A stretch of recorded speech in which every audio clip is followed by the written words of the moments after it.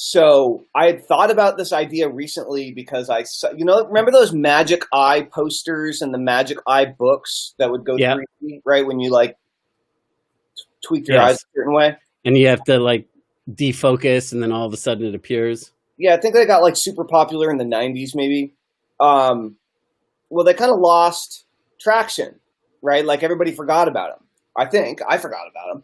And I recently saw someone who did a Facebook post with one of them, and it totally worked. I enlarged it to full screen, and I got it to work on my screen. And I just had the idea because of your shirt. It kind of reminded me of the Magic Eye weirdness of those, distorted things. I was like, oh, if you could create like an app where you would put whatever image or words in that you wanted, and it would spit out a Magic Eye. Like, how awesome would that be? Like, in an email. Or as a face, like fully customized. I'm sure there obviously are ways to do this. It's right. technology that's been around forever, but like, I bet you could create something cool.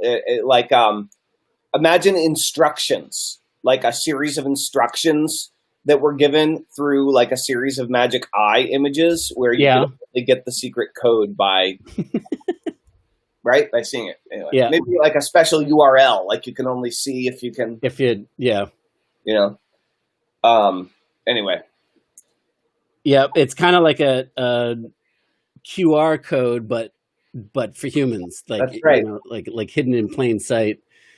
Well, so speaking, go ahead. I was just gonna say, this shirt always reminds me of like a dinosaur or something, like dinosaur bones. And I got the dinosaur bones vibe going on. Yeah, and it's funny because like I like tie-dye, but I have to have very specific tie-dye that's unique and not the same old. Right. And if I'm not mistaken, I think I wore this to Necker Island. I definitely have seen it before. I just found it at the bottom of a stack of T-shirts, and I said, "Oh, I haven't worn this in forever. Let me put this on." Nice. I have no idea whether it's clean. So speaking of Magic Eye, that brings up a totally different thing that relates to the topic of today's conversation, which is all about cultural consciousness. And this is an idea that I've been playing with for many years, and I'd like to share with everyone how to use this concept of cultural consciousness to dramatically increase the responsiveness of all of your communications with your people, all your marketing messages, every article you write, every email you create, every subject line you write, every headline you create, every video you do. If you're aware of cultural consciousness, you can make it more impactful, okay? But what the Magic Eye posters remind me of is the Magic 8 Ball. And the Magic 8 Ball is a great example of something that exists in cultural consciousness. So does anyone own the trademark Magic 8 Ball? Probably. Okay. Yeah, probably Mattel or something. Probably someone does. However, Magic 8 Ball is part of cultural consciousness at this point. So I'm not suggesting that you go and you start manufacturing your own Magic 8 Balls and selling them until you get a lawsuit. No, that's not what I'm suggesting. What I'm saying is the idea of a Magic 8 Ball exists in cultural consciousness. And so I like to think about this right now. I think about the idea of cultural consciousness when I'm creating fictional characters or email mascots. And we'll talk about that more in a little bit. But the real idea here is we call them memes now, right? When you see like a joke or an idea, a concept that's amusing in some way passed around on the internet. First, they were exclusively static. Then they became GIFs. Now memes can sometimes even be in videos to a certain degree, but it's like a little amusing knowledge nugget, or it's a funny thing that people recognize or that everyone responds to, and a lot of people respond to with a similar sentiment, like, oh yeah, that whole thing is weird about how the way society works or whatever. But for example, I was lucky enough to do a search on GoDaddy. Yeah. At the right time, and I was able to buy getshitdone.com. Right. So get shit done is a saying in the cultural consciousness. We use it in our society, right? Especially among entrepreneurs, but people, we say, okay, please stop talking to me. I got to get some shit done. Like, Yeah. Or, okay, gotta Time to get focus. motivated, time to get shit done, right? I really need to get some more shit done and stop procrastinating all the time. Like, this is something that we say to ourselves, that we say out loud, that we say to each other, right?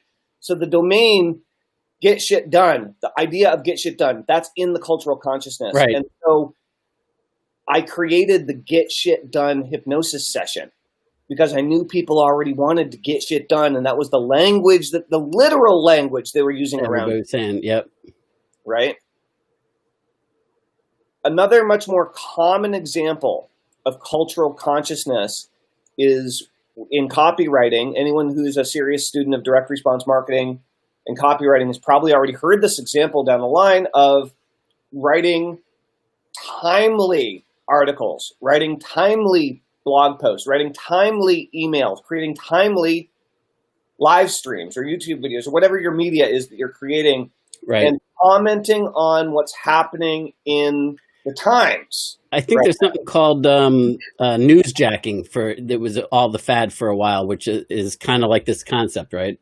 Yeah, and it's also the reason for the entire fake news movement. Okay? Like, all the fake news stuff is so much based on like a game of telephone about what may or may not be actually happening out there in the world. Right. And now that everyone has a platform to broadcast from, like everyone can just like yell and scream, and the world kind of has to hear it to a certain extent.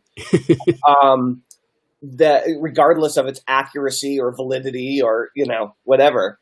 But the idea is, right now it's 2020. If you write about it being 2020 in your email, people are going to pay more attention than if you just write it being about blah blah blah. If you write around it like timely, there's an election going on right now, right? Or it's coming up on it, and everybody's all fired up about it. Now, I don't necessarily encourage people to write about politics personally, I avoid it. Other people actively write about politics all the time as a way of really directing and getting tons of attention of people who are in alignment with their political views. My political views are kind of neutral, and I don't do a lot of research and studying up on political stuff because I'd rather keep that stuff out of my mind. Yeah, I'm with you. So I'm not really educated enough to talk about political stuff well. But again, if Mount Vesuvius erupts, okay, and there's a giant volcanic eruption and it's global news, well, guess what? Writing about Mount Vesuvius as it relates to your topic is going to get some attention. Cultural consciousness. Also, how does cultural consciousness work? Again, whether you're writing, no matter what you're writing or who you're writing to or what you're creating, this is still true. Jacqueline, hello. Good morning. Good morning, Jacqueline. Actually, Jacqueline and Jean, you're hey, both Jean. doing Facebook Lives every day. And if you both use timeliness more in the titles and content of your videos, you're going to get more attention. Again, I would be careful around the political stuff, but and you don't want to use like too much fear and hate around Corona or around all the racial stuff that's going on right now and all. I mean, those are big deals. You will get attention, but it's a delicate situation to it's a powder keg, right? It's easy to blow at stuff. So one of the things that you can do is you can write about holidays that are happening. They happen every year. They come around every year, and as different holidays are coming up, your birthday included, perhaps, right? You can write around this kind of stuff. If you're in a more woo-woo field, a more spiritual, supernatural, woo-woo kind of field, Joshua, I think you're frozen. I am? Yeah, you're totally frozen. I'm gonna You have my audio or no? I do have your audio. I'm gonna turn you off and then turn you back on. All right. And I think your video is still frozen though. Nope, you're back. All right, great. Or a little bit choppy though. Just heads up. Okay. So when you create your videos, think about what's going on in the world, other types of recent news events. You can create all sorts of stuff. But when you tap into the cultural consciousness, it magnifies and amplifies your clients' and customers' awareness because of the reticular activating system. Okay? And this is like when you get a new car, not necessarily brand new, any new car to you, or when you're in research mode and you've kind of decided on the car you really want to get, and you've been looking at pictures of it and you've been watching videos of it online and you've been maybe taking test drives in it, and all of a sudden you start seeing them everywhere, right? So basically, when you become aware of something and all of a sudden you start noticing the pattern everywhere, that's kind of how cultural consciousness works too. So again, in the Mount Vesuvius example, Mount Vesuvius erupts, everybody's thinking about Mount Vesuvius. Mount Vesuvius is already on the brain. You send out an email with Mount Vesuvius in the subject line, and you somehow turn in the email and or the preceding media that you're going to deliver, you turn the Mount Vesuvius story into something that relates back to your products, to your services, to your tribe, etc. And presto changeo, you've totally connected. You've got a lot of attention and redirected people back toward your business and the types of things that you're offering to your people. You've engaged them successfully, right? So, Joshua, should we talk about Johnny on the Spot? Ooh, are you there? Oh, Hello. Okay, I can hear you now, but you're kind of frozen. Yeah, your signal is very wonky today. Yeah. I'm trying to play with it. I was just watching myself and I was looking blurry on Facebook. Sorry. It seems to be better now, but I don't know if is it still better for you or no? No, you're frozen again for me. Okay. Like every now and again you unfreeze, and like right now you're frozen looking like this. All right. Well, so I guess while you're trying to I'm watching myself on Facebook and I'm not frozen. Interesting. All right. Well, let's keep talking.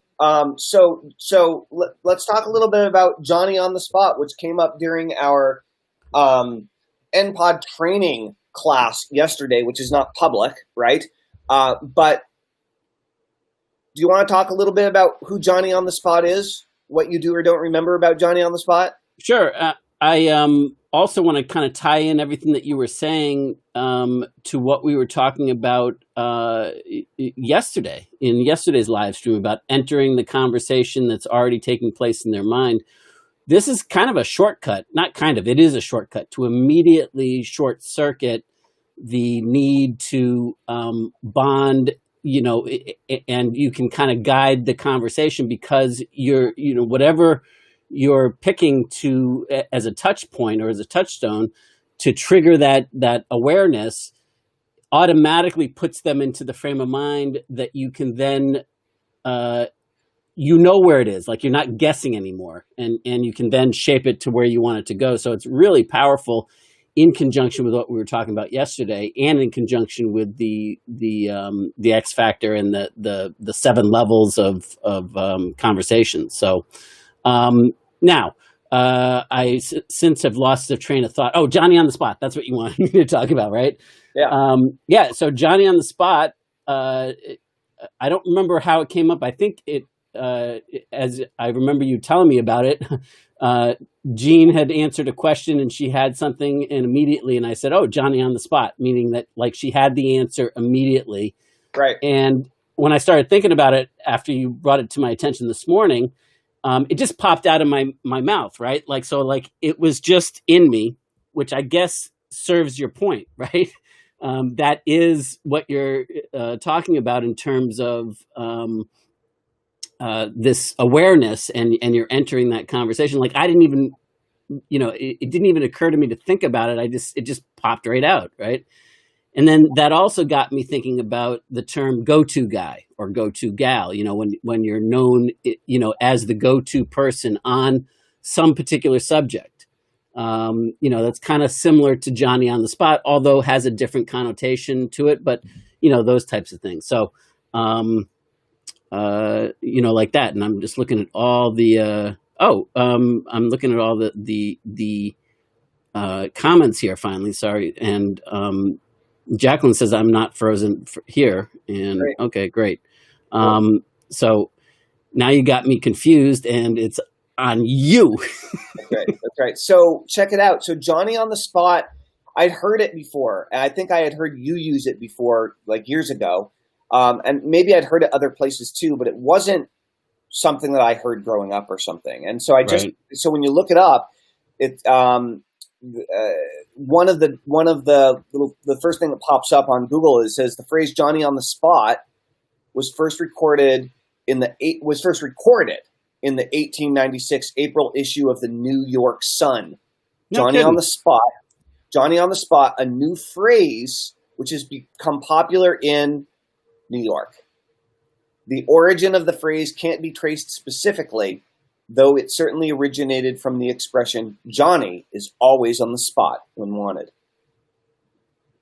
Makes So sense. Also, from a reporting standpoint, it makes. I mean, I could make up a good story for it. that's right. That's right. So the idea of Johnny on the spot is a concept that already exists. And then you were talking about little Johnny jokes. Yeah, I was. Is that something we should get into publicly? Well, I mean, you know me, I have no filter, so like what you see is what you get with me. So, All right, what do you got? Give us a little Johnny joke. all right, I'll tell you my favorite little Johnny joke. And so little Johnny's this kid, and if you know anything about little Johnny, he's got a foul mouth, and everybody knows that he's got a foul mouth, including his teachers. And so he's in like third grade or something, and they decide to play the alphabet game, or whatever grade it is that when you're learning the alphabet. Maybe third grade is too late in the realm of things. So maybe it's first grade. At any rate, they're playing the alphabet game, and the teacher says, "All right, who can tell me a word that starts with the letter A?" And so everybody's raising their hand, including little Johnny. Pick me, pick me. Well, teacher knows that little Johnny's reputation, so she says, "No, I'm not picking him," because he's going to say asshole or something like that. So she picks on Georgina, and Georgina says apple, and very good, Georgina. And this goes on, B. Everybody's hand goes up, including little Johnny's, and she's like, "I'm not going to pick on him because he's going to say bitch or bastard or ball sack or something like that," right? He's getting good. Yeah. So and it continues to go on this way, and until they get to R, and nobody but little Johnny is raising their hand, and she got, I got to pick on him because there's nobody else that I could choose from. So she says, "All right, little Johnny, what do you have?" And he says, "Well, rat." And the teacher goes, whew, and, like dodged a bullet on that one. Yeah, a big fucking rat with a dick this big.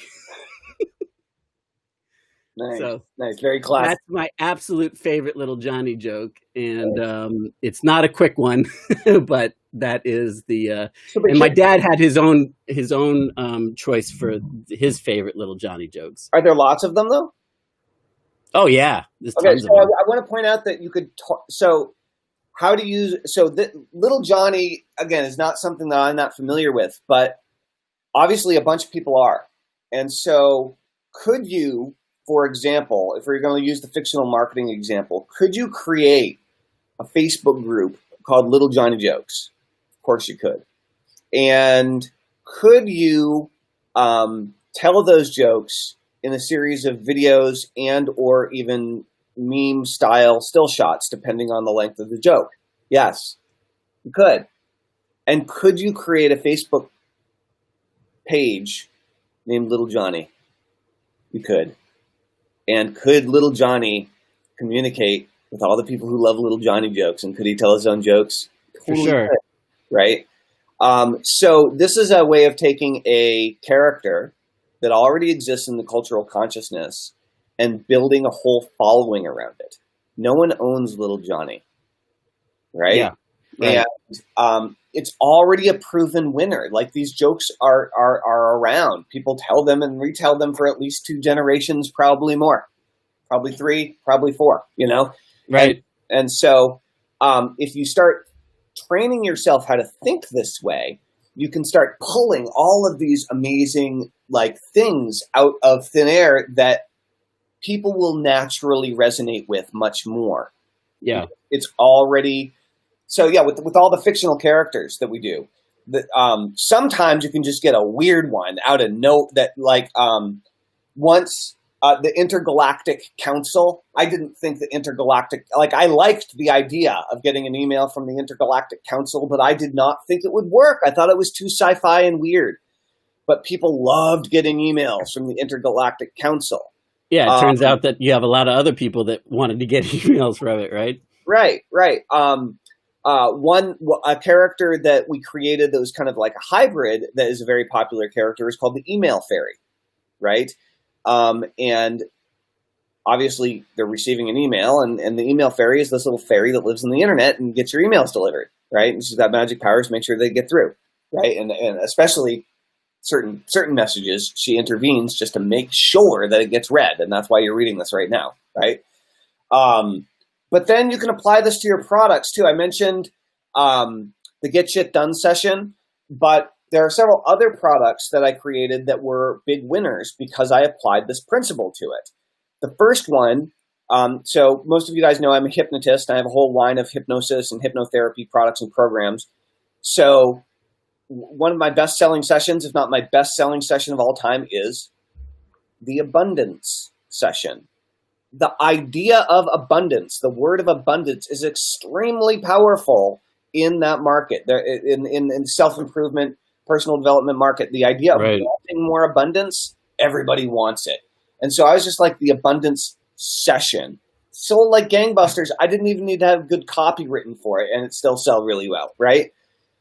But then, I'm giving you guys these examples because you can do this type of digging in your own market. You can understand this in your own world. I started talking to my customers and like on the phone, and they would fill out intake forms for private consultations, and they would tell me how much money they were making right now, and then they would tell me what their goal is to make. And do you know what the number one goal is to make per month in terms of your income? The number one goal, as far as I can tell, for people that are filling out these types of applications and seeking coaching and wanting help, it's $10,000 a month. That's what everyone wants. Everyone wants $10,000 a month. It's programmed. It's stamped. It's been forced into our skulls, and we didn't even realize it. We all agree on it. We all want this elusive number of $10,000 a month because it's round and easy to remember. It's big, but not too big, right? And so I created the $10,000 per month session, the 10K session, and it hypnotizes you to make $10,000 a month. It's very popular. People love it. And then after they take it, they ask for the $25,000 a month session. Like they proactively email me and ask. So these are where you can find these little things that are going on in the cultural consciousness, and you can create products, you can create services around them. Here's another one. May 4th was coming up, Star Wars Day. So I created another hypnosis session, the Force session. Sells like crazy to awaken the Force within you. People love it. They absolutely love it. There's no Star Wars branding. There's no me pretending. I just call it the Force session, Right. And it's great. So you can use these principles in the naming and the creation of your products and services, of your books, of your videos, of your fictional characters or mascots, if you ever decide to go down that route. Cool. What thoughts do you have on cultural consciousness, Joshua? Well, it's just building on what you're talking about there. And for me, it all goes back to what we were discussing yesterday with, meeting the people inside the conversations that are already taking place in their mind. And that's what's so brilliant about this. And regardless of whether you're using it in the same fashion that you're using it in, Talman, with the fictional approach, it's still the opportunity to tap into the concepts and the principles that you're talking about here, where there's, to shape it, and there are shortcuts. So like if you can tag on to something that immediately doesn't require any explanation because people get it, and even though they're making up their own story or narrative around it, it's in the general direction that you're in, the point that you're trying to make. And I've used this before in like using what you call it, not nursery rhymes, but what's the fairy tales, where you retell the core story of a fairy. And I used this to sell many things, but one of the ones that I went down, and I just used the whole thing in the tone of the emperor's new clothes, and believing, and my whole thing was that I wanted to tell people that just because you believe something to be true doesn't make it so. And but by telling the story from the standpoint of the emperor and his new clothes, and how he was walking around naked, until some kid that says, "Hey, why is the emperor naked?" And then it could be tied into literally anything, but it immediately gave me the credibility. Plus, you get the halo effect, right? Because you can tell somebody else's story, not taking credit for it, but immediately you are credited with, like, me and so are pals. You know what I mean? Like, so even if you're using it in a non-fictional sense and you're quoting somebody else that's a true, one of your heroes, like Elon Musk, for example, maybe that's a hero. Well, I want to point out that, like, every preacher, every minister, right, that reads from the Bible is absolutely utilizing this effect. Okay? They're reading from a book, and because they're reading from the book, they are granted authority. Right. Okay? And period. I mean, end of story. Or, whether or even at the dinner table, if your family reads the Bible at dinner, it's the reader of the book is granted a level of authority because they're reading the book, right? And so, again, it's the telling of the story, right? Right. And that connection. It's very interesting. And speaking of that, like, I mean, we've all seen this as a completely different example, but it's the same principle at work. If you've ever done any public speaking, the instant that you step on stage, you have an immediate perceived credibility, an immediate perceived authority, because you're up on stage and the people that are sitting there watching you aren't.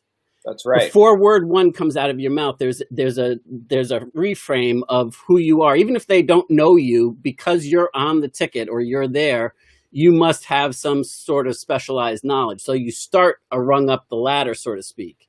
Yep. And this is just very useful to think out when you're going through the mental conversation themes that are going on, because there's ways to shortcut it. There's so that you don't have to do all the work and be perceived as the authority or be perceived as trustworthy or whatever until you earn that right by the interaction. And, so I can't say enough positive things about this, and it doesn't have to live solely in fictional spaces like you were talking about earlier with Mount Vesuvius erupting, same thing. So anyway, that's what I have to say about that. Nice. I'm checking a couple of the comments in the group to see who they are actually coming from, because we can't see. Let me see. Oh, Jacqueline says, I still have problems identifying my customer demographics or psychographics. People who are seeking or want spiritual growth, but they don't know what that is until they start. Want more calm.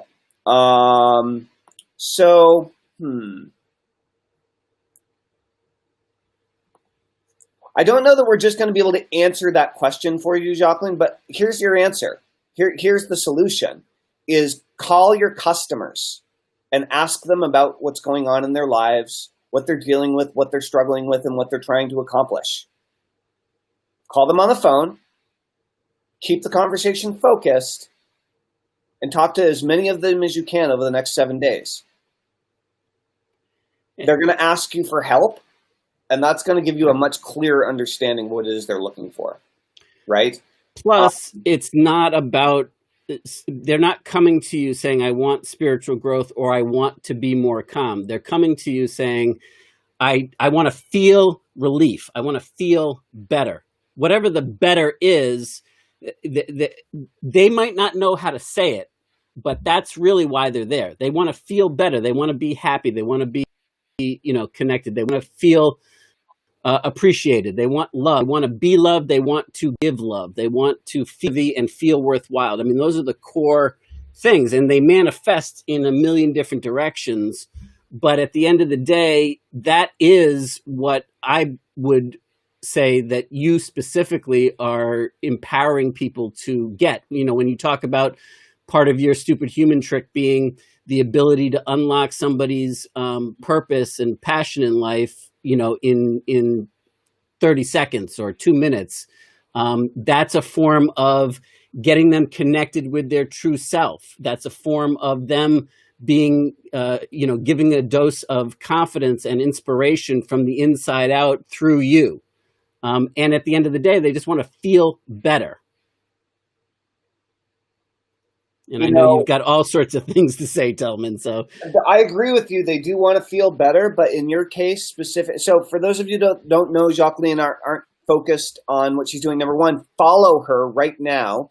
She's been doing videos every day for like 150 plus days in our 99 days group. By the way, if you are interested in getting on the ball with consistently producing videos every day to grow your list, to grow your business and build your following, we have a great free group that we created called 99 Days. If you'd like an invitation to that, I'd like you to type hashtag 99 days into the comments and then send me a private message that says 99 days, and I will give you an invitation to our private group where we're teaching people how to use Facebook Live and consistent Facebook Lives to drive traffic, grow your list, grow your business, and get leverage as a first step toward your business growth, right?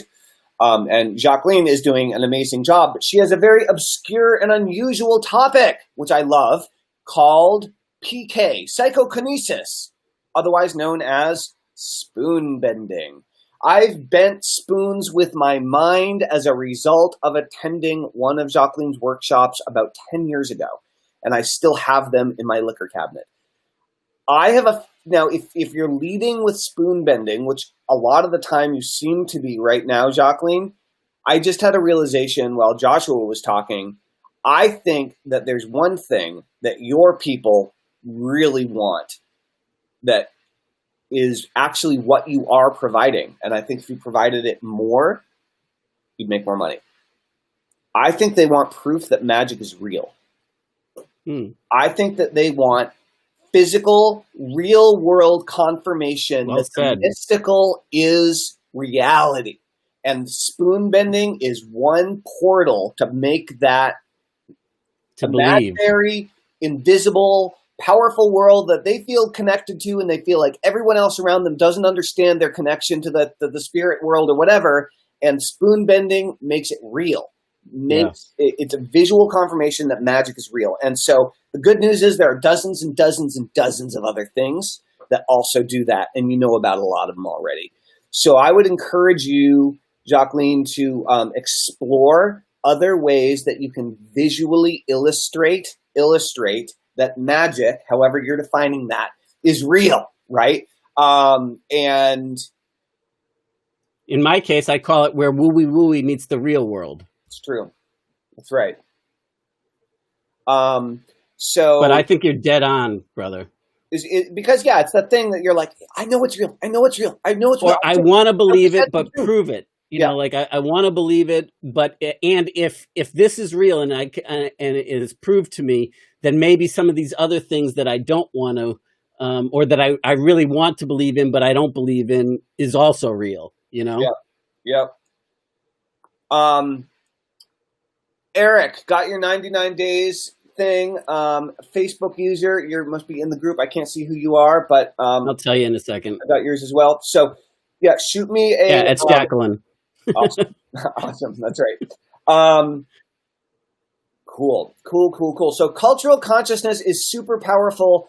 I want to add another piece in. I've talked about this before, but it is a way of taking the cultural consciousness piece and pulling it through the rest of your marketing. And so it's called thought threading.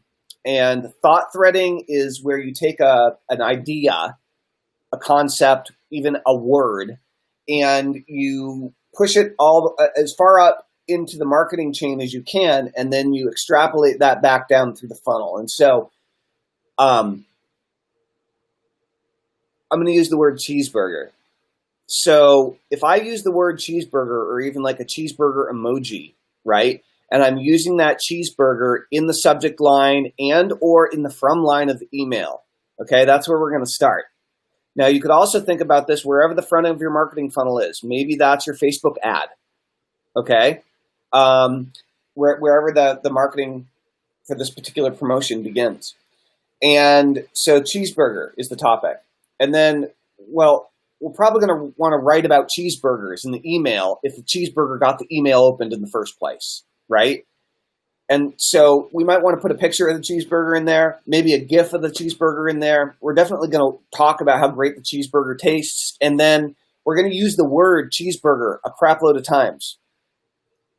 But if the word cheeseburger got the email opened in the first place, do you think the word cheeseburger might get that email clicked on? Sure might. So every time you use that word cheeseburger in the email, bold it, blue it, and hyperlink it, underline it. Okay, big, bold, blue, underlined, hyperlink, cheeseburger.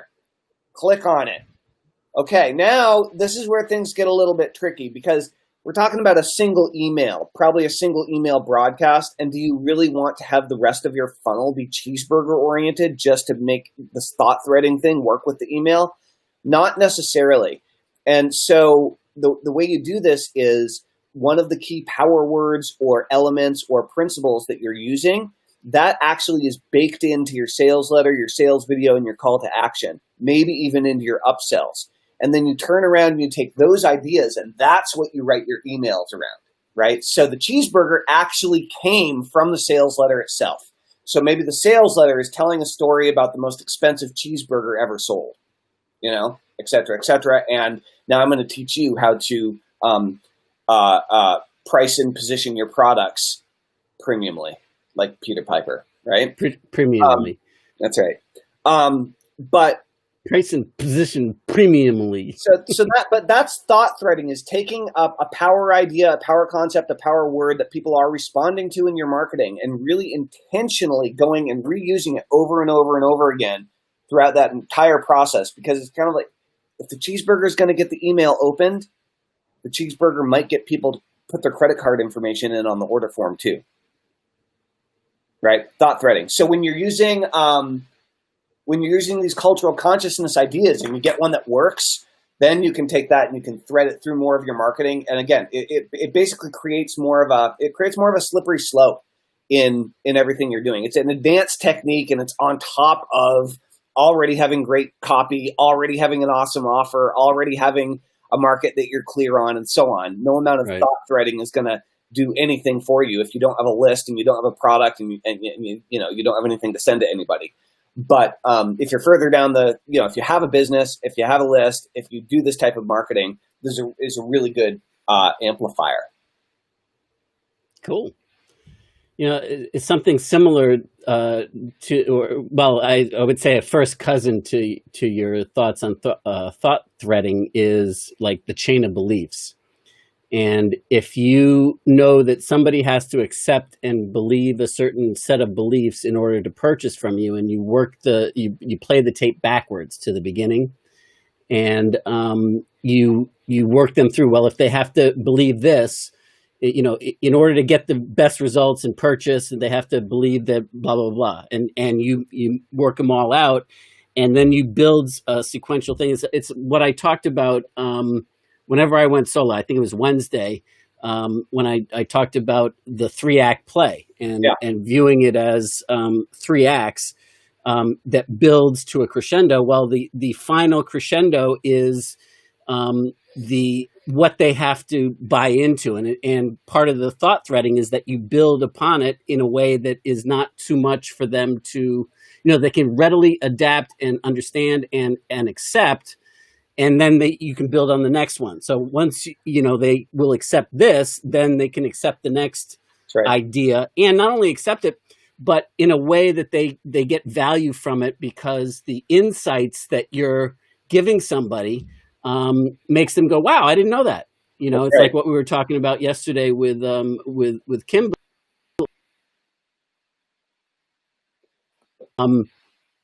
Fly getting from. I totally can't hear you. So I think you got a little choppy. I guess I'll pick up the baton and run with this. So I also want to point out some other interesting things are at play here. And one of them is called polarization. And so Eric, aka EJF, says, I'm sorry, but science says that all these things don't work. Love your marketing, though. So I'm going to assume you're talking about spoon bending.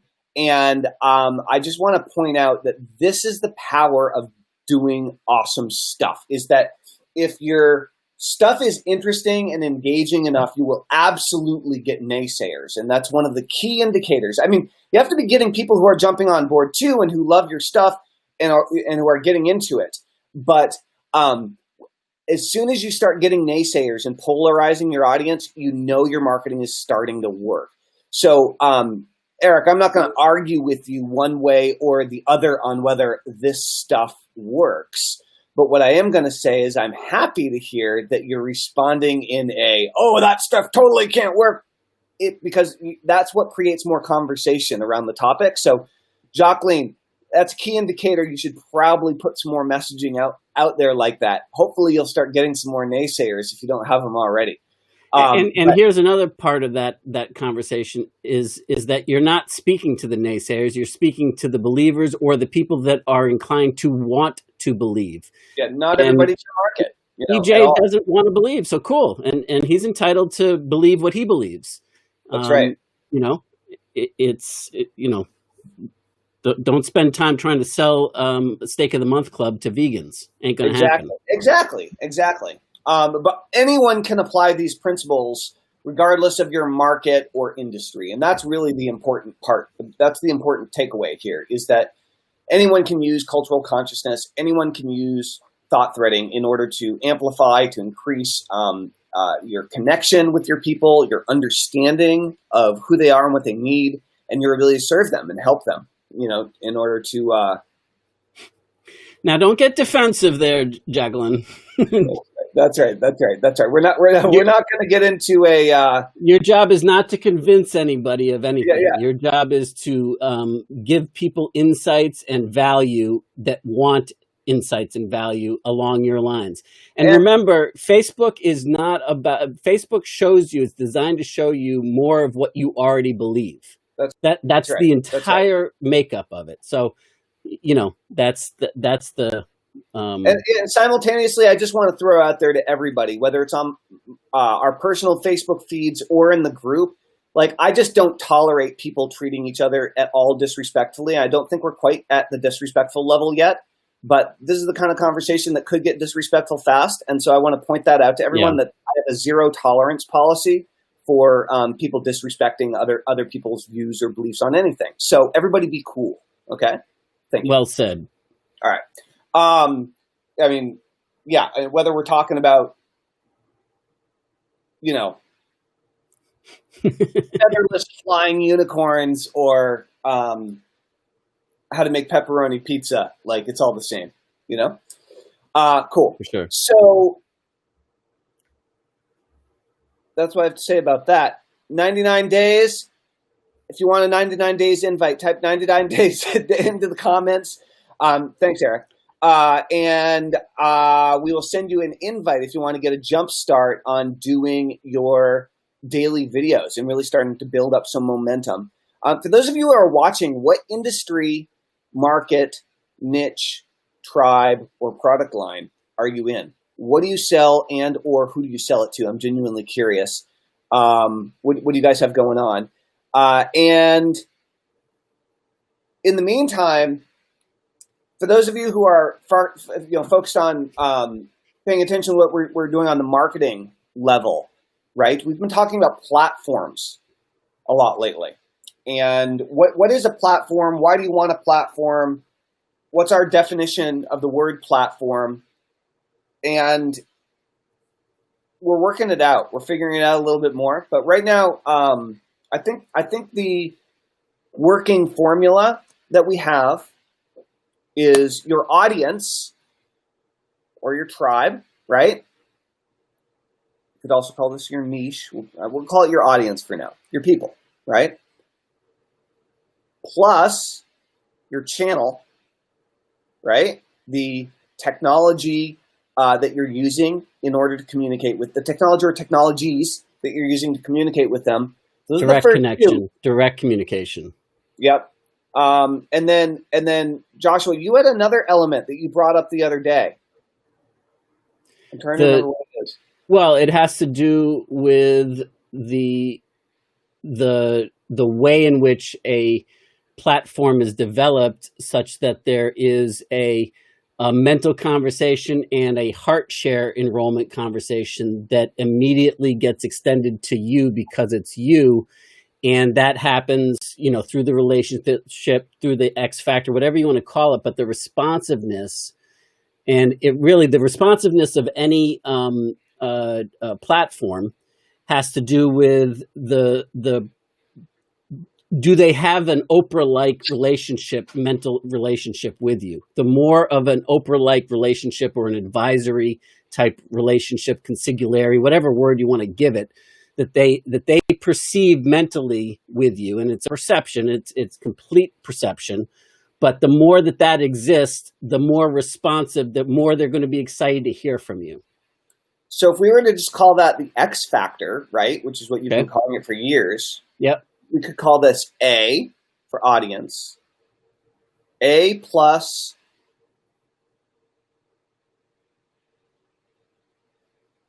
we're just going to call it C, channel. Right? A plus C plus X equals P. That's right. Except I wouldn't make it pluses. I would make it multiples, because if any one of them fall to zero, then your results, no matter how good the other ones are, doesn't, on the other hand, when you have a tiny improvement in one, it amplifies through the rest if you've got others high, and you can make really fast improvements, by looking at it that way. So, the way that I been working on this since about 2017 or so is, and I've been evolving it now, but I originally started with the path to PIP, with PIP standing for perpetual income, influence, and impact platforms. And so now what I've been thinking about, and I woke up at about 1 a.m. this morning with this in my head, was PI3 platform, or pi for like infinite, and that PI and then the I's are, like when you can create impact, perpetual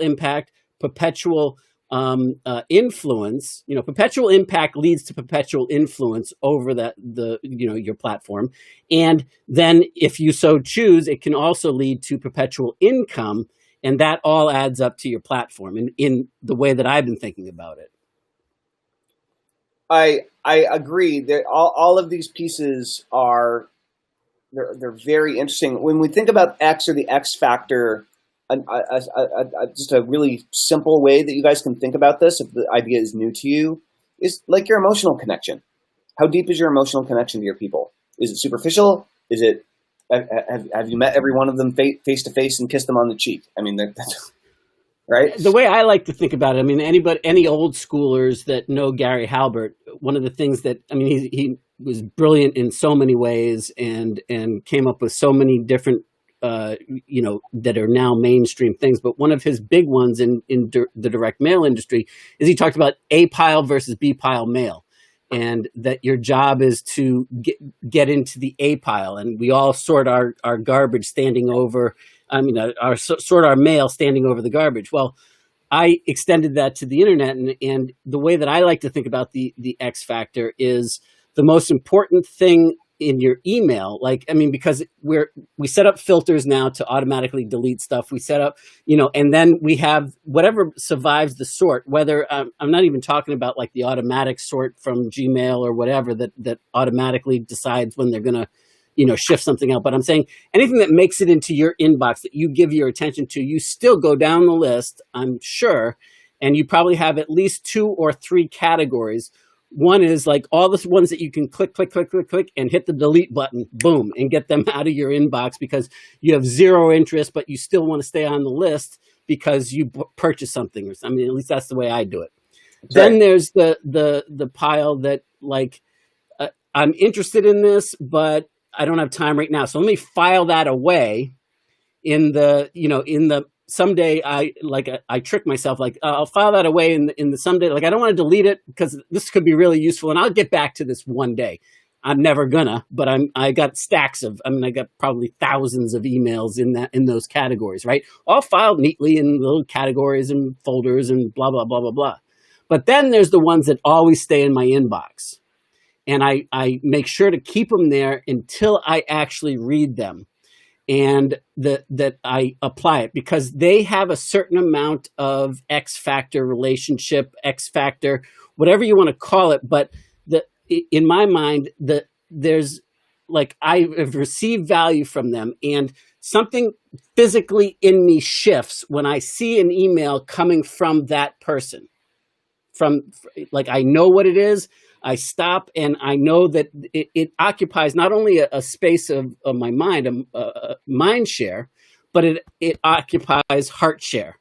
Mm-hmm. And that I've enrolled in, I've gotten value from, and I'll be damned if I don't, because I want to see what they have to share with me now because it's something that made an impact, that gave me insights before, whatever, and it's important to me. So that's like when I think about the X factor, it's not the subject line. It's not, I mean, like who the email is from. And if that extends, if somebody's heart races, if you become the bright point in their day, the exciting point in their day, Right. when they first see that email from you, then it doesn't matter what you're talking about. You've built up enough, unless you ruin it and spoil it. You've built up enough credibility, enough deposits in that the plus column that they enjoy hearing from you, and you can continue to enhance that. And my goal is for every communication, for whatever it is to improve people in some way, to leave them better off, regardless of whether they take my advice or take the actions that I want them to take. I want them to come away from every exchange. Does it happen? Probably not, but I want them to, and that's my intention, feeling better, including making buying decisions. So the act of being promoted to or sold to or enrolled in, actually, whether they buy or they don't buy, if I'm doing my job right, makes them more responsive, makes them more in love with me, makes them give me more heart share. That's right. And don't forget it. No, it's true. It's true. This broadcast today, people have been digging. Jacqueline says that this is one of our best content broadcasts with concepts, humor, and substance. You are both brilliant. I have to agree.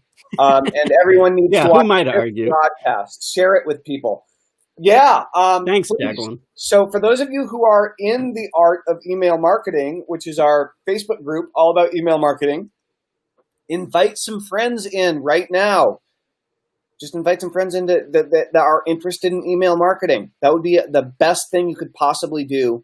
And if you aren't in the Art of Email Marketing and you want to be, then type email into the comments and shoot me a private message, and I'll get you an invitation to the Art of Email Marketing.